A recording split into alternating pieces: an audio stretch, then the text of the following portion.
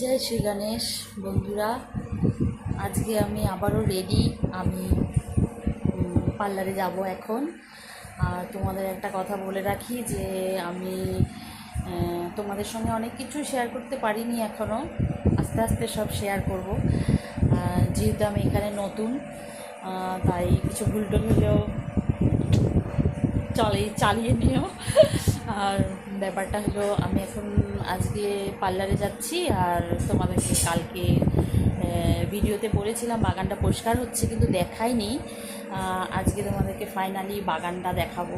মানে সেই জঙ্গল হয়েছিল, আর মানে আমার সি ওয়ার্ড হয়েছিল। এবার আমি 9 মাস মুম্বাইতে থেকে ট্রিটমেন্ট করে এসে সব উল্টো হয়ে গেছে আর কি। জীবন বলতে পারবো, ঘর বাড়ি বলতে পারবো, সব উল্টো হয়ে গেছে। এখন আস্তে আস্তে সব ঠিক করব, তোমরা পাশে থেকো।